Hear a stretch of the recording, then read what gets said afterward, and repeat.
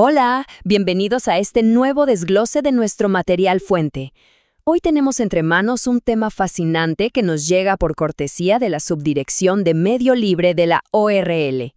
Nos vamos a meter de lleno en el complejo mundo de las sentencias judiciales, pero ojo, no desde el estrado, sino desde el terreno mismo.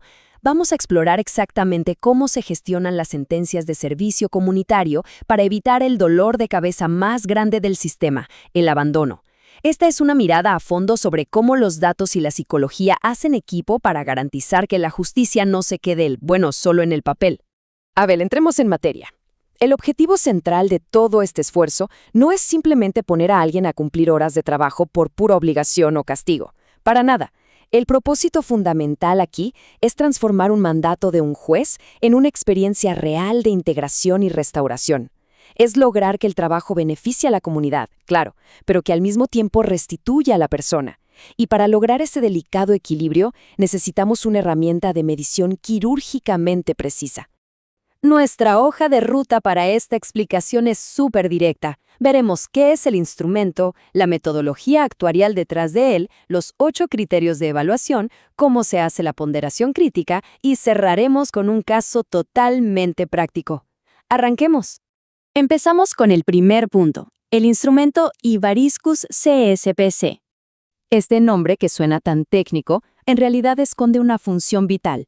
Básicamente es una herramienta diseñada específicamente para medir la probabilidad de que una persona sentenciada simplemente tire la toalla y deje de cumplir con su servicio. Pero no se quede en predecir el fracaso, para nada. Su objetivo principal es armar un plan de actividades completamente a la medida.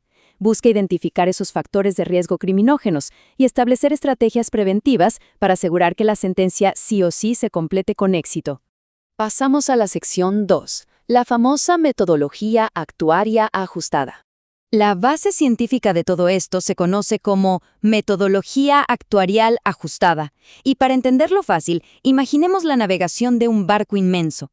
El algoritmo actuarial nos da las coordenadas exactas y los datos fríos, casi como el GPS de la embarcación. Pero claro, el GPS no puede predecir el comportamiento errático de una tormenta local. Ahí es donde entra el profesional del equipo técnico evaluador, que actúa como el capitán del barco, valida esos números y ajusta el rumbo usando su propia experiencia clínica. Lo que de verdad llama la atención aquí es el contraste.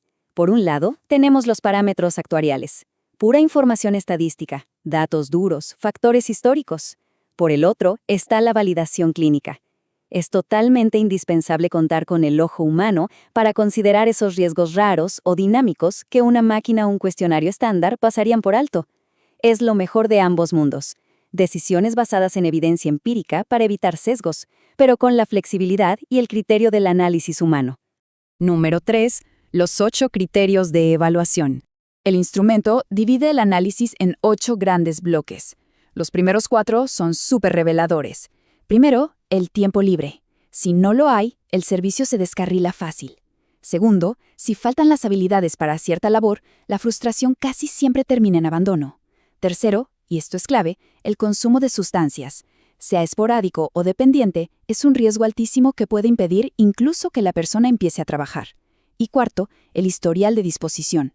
Si históricamente hay una actitud de rebeldía frente a los mandatos, el riesgo de fallar aquí es gigante. En la segunda mitad del análisis, el quinto criterio mira el manejo emocional y el control de la ira. Imagínense, la impulsividad es una barrera enorme para cualquier trabajo. El sexto y séptimo evalúan si las condiciones físicas o psicológicas de la persona le permitan biológicamente ejecutar la tarea. Y finalmente, el soporte social. Un entorno de amistades que fomenta la impunidad o comportamientos antisociales es de lejos una de las fuerzas más destructivas que promueven el abandono del servicio. Y así llegamos a la sección 4, la ponderación de criterios críticos. El sistema de puntuación es de lo más sencillo, pero súper contundente. Por cada uno de esos 8 criterios, el profesional asigna un valor. Un valor 1 es básicamente una alerta roja. Indica un riesgo altísimo de abandono o un impedimento total. Un valor 2 nos dice que el riesgo es limitado, o sea, el cumplimiento es posible, pero se va a necesitar intervención. Y finalmente, el valor 3 es luz verde total, indicando que las condiciones son súper favorables para cumplir.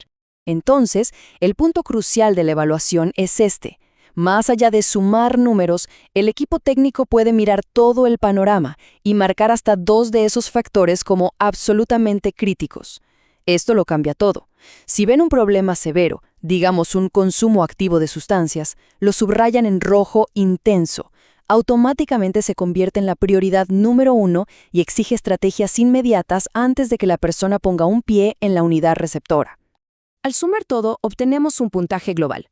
Y ojo aquí, si el puntaje cae entre 8 y 16, suenan las alarmas. Significa que hay demasiadas vulnerabilidades y el riesgo de abandono es inminente.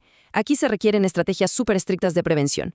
Por el contrario, un puntaje entre 17 y 24 indica que los factores positivos tienen más peso, lo que permite avanzar con una asignación estándar, mucho más tranquila. Lo que nos lleva a nuestra última sección, un caso hipotético de asignación práctica. Claro, después de tanta teoría, nos toca preguntarnos, ¿cómo se ven todos estos números y valoraciones clínicas en la vida real? Porque a fin de cuentas, la meta es poner a una persona de carne y hueso en una unidad beneficiaria como una escuela o un parque y lograr que realmente cumpla su labor sin tirar la toalla.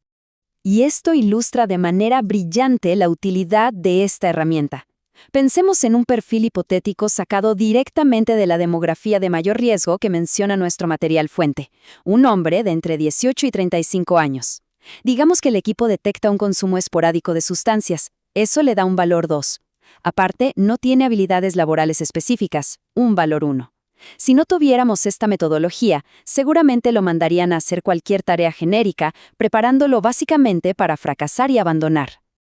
Pero, aplicando el instrumento, la estrategia es otra historia. Al estar en el rango de alto riesgo, la respuesta exige enviarlo a un lugar con supervisión rigurosa. Por su falta de habilidades, la indicación sería no darle tareas demasiado básicas, que lo aburran o frustren, sino buscar algo donde pueda aprender. Y para el tema de las sustancias, se implementan a la par estrategias de prevención de recaídas. No es simplemente dejar las cosas al azar, es un despliegue puramente táctico. Al final del día, es súper importante recordar el propósito de toda esta estructuración matemática. Esta ubicación estratégica es muchísimo más que un papeleo o un trámite punitivo. Es un movimiento totalmente calculado.